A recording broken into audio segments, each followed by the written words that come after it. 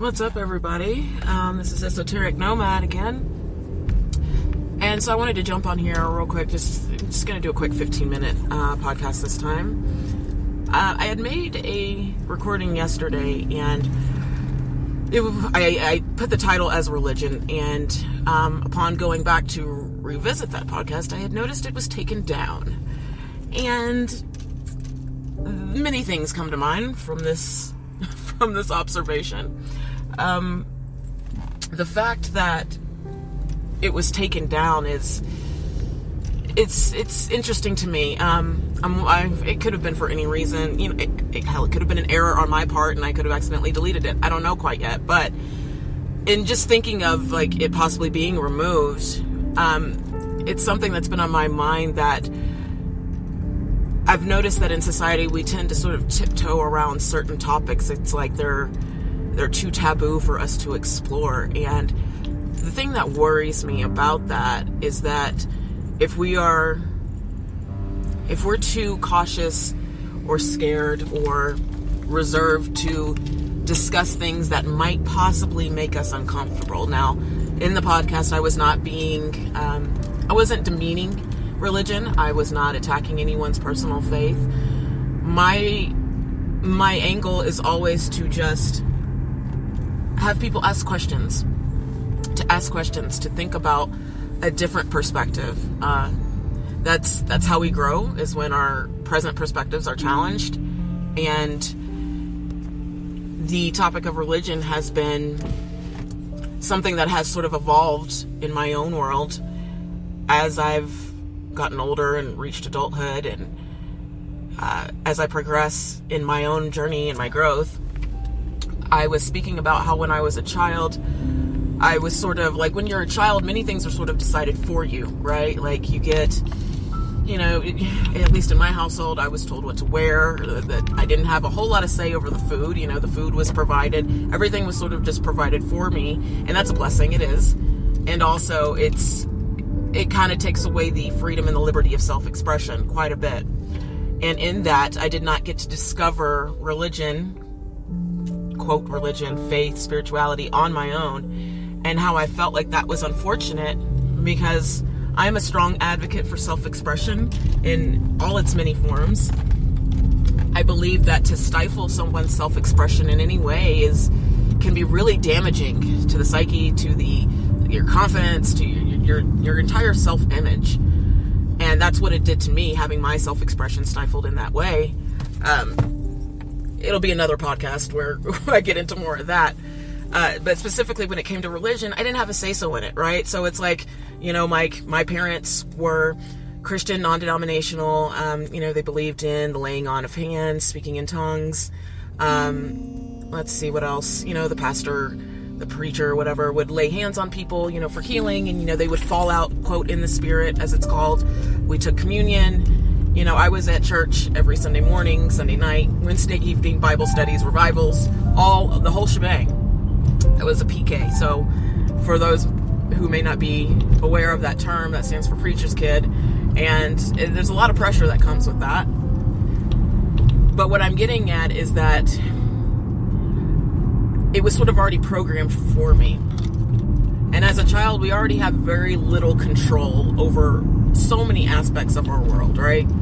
We already, there's very little that is our own. And I'm finding it, and in retrospect, I'm looking back and I'm thinking, just for, if I were to have my own child in the future, and I work with kids now, and I always try to just pick their brains a little bit and see where they're at with it, because so many of us are sort of just following the templates and the guidelines from our parents, from our caretakers, our grandparents, whoever isn't, responsible for your well-being, who watches over you, provides your needs.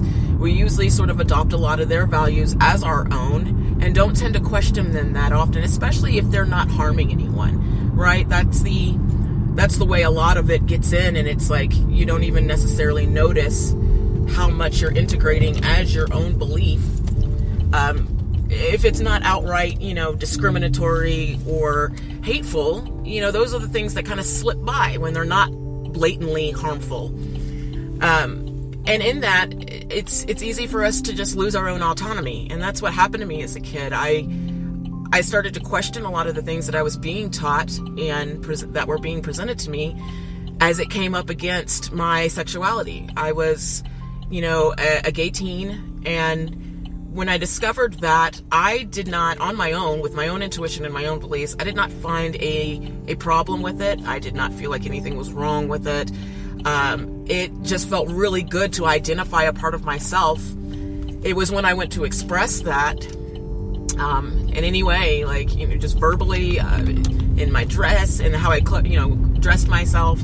That was when it met opposition. I had no idea it was such a taboo topic until I tried to tell somebody about it, which was a rude awakening. I quickly learned that, everything that not everything I'm excited about is worth sharing with my parents or those who are caretakers and, adult leaders in my community. I learned very quickly to keep things to myself. But before that, I felt like I had to choose. I had to choose between either God or my sexuality. And in my mind, it's such an internal struggle, because when you feel condemned or suppressed or just scrutinized by a higher power, that is I feel like it's a deep trauma wound personally that I'm still working to integrate out of my life. Not integrate out of my life, to move it out of my life. I'm working through all the different layers of healing that go into that whole thing, because it was a long time that this was hyper present in my life. I felt victimized. I did. I felt like, well, why would God make me if I'm so inherently wrong? And then it was like, well, you just did something wrong then. But I didn't mean to. I didn't have the thought. I didn't go to bed one night and think, all right, when I wake up in the morning, I'm going to like girls, and it's going to be a little taboo, but hang in there. No, it happened organically. And so I find it discouraging that I felt like I even had to choose, right? Like that's the part that I hate that I had to experience. Now I know the journey was my personal journey was meant to teach me a lot of things, and I'm appreciative of that journey and those times in my life for what they taught me now. But at the time, it didn't feel that way, right? At all. It really feels like a beautiful lesson in the moment. And I felt like I had to choose, and so I chose myself. I chose myself because that's what it was the easy way to me. It was like, it just felt right. Like, I'm not going to live my life going against what I think and feel because something that I cannot see or tangibly apparently disapproves of that. As a child, in my mind, that was my reasoning, and I was like, oh, this is a no-brainer. I'm just going to be myself. And so I felt like I had to choose. In hindsight, as an adult, I'm realizing that I never had to choose. I could have been both simultaneously. And what I've realized also is that it wasn't God or a higher power source, however you choose to identify it as. I feel like all of it's all correct. But for me, it wasn't that I disliked God or that I had an issue with God or any of that. I disliked the representation of God. I disliked God's hype men. You know what I mean? Like God's people, the preachers, the people in my community that were representing God's PR team on earth. I disliked them because everything that we sort of present to others and anything we convey to another person it's filtered through our own subjectivity, right? It goes through that filter and that lens of our own upbringing and our own traumas and our own likes and dislikes, and it has to filter through that. And so in that, it's going to be colorized a bit. It's going to be. And as a child, I wasn't able to really comprehend that. It was just, well, why would these people be lying to me? It was sort of like an idealized version, which was a theme in my life. Idealizing people. But, I thought the sun shined out of, my parents' ass. Like they could do no wrong, really. Is what I thought for a while. And it's something I realized then, but I wasn't conscious that I was realizing it because it still was met with such opposition. And,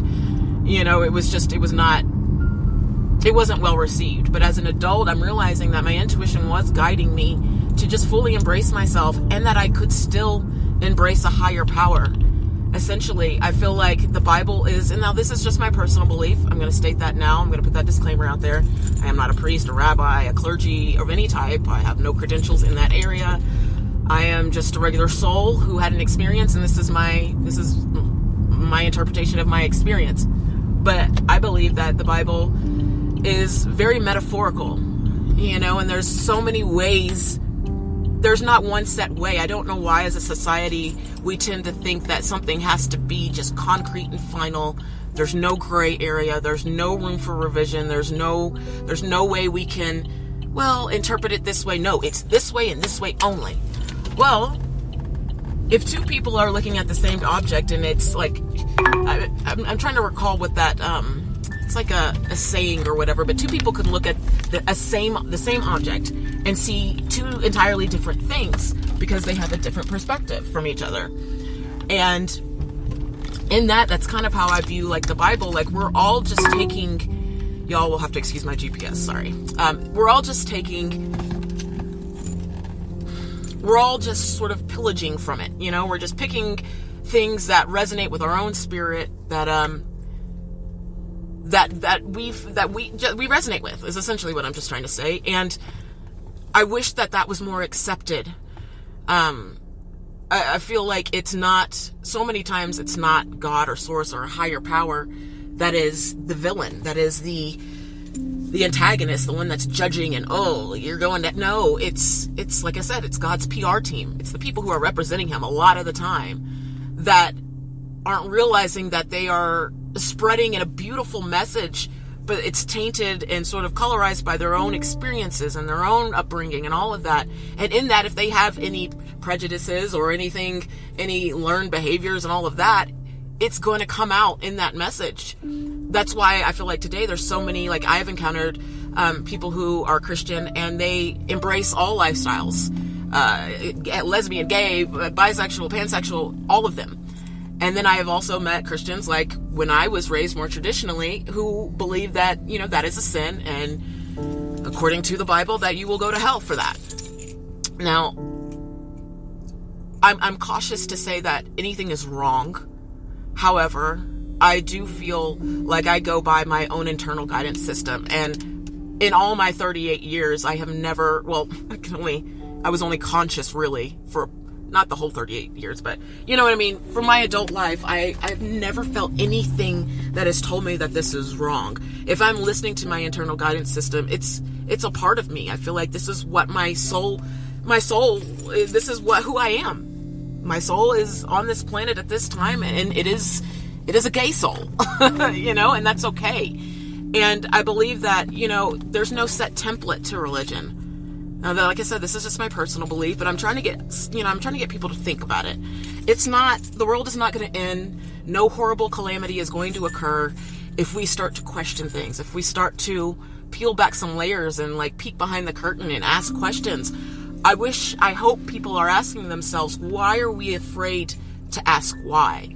Like, if you don't want to ask why, ask yourself why you're afraid to ask why. Start peeling back those layers, because if anything is rooted in fear, it's worth exploring. Because I feel like fear is an amazing indicator of where there could be possible growth beneath. And yeah, it's just, I think we're so, like, generationally speaking, you have like just using myself as an example, like my parents, my grandparents, my great-grandparents, they were all sort of like clergymen in a sense, preaching the gospel. I forget what the terminology is. It's been a while. But just preaching that message, God's messengers in a sense. And I believe that's in my family line to just want to do that. And if there's a set belief in that line, in that generational line, I believe that I was sort of sent here to sort of like, just spice it up a bit, shake it up a bit. Essentially what I'm saying is it's okay to question things. Nothing's going to occur if we do, besides just your mind might be expanded. And I don't believe anywhere in the Bible does it say you can't ask questions or think for yourself. I'm running out of time, so I'm going to wrap this up. Thank you for tuning in. I've got more to say on this topic. I'll be releasing more. Thanks for rocking with me. This is Esoteric Nomad. Stay Stay safe out there in these cosmic streets, guys. Namaste.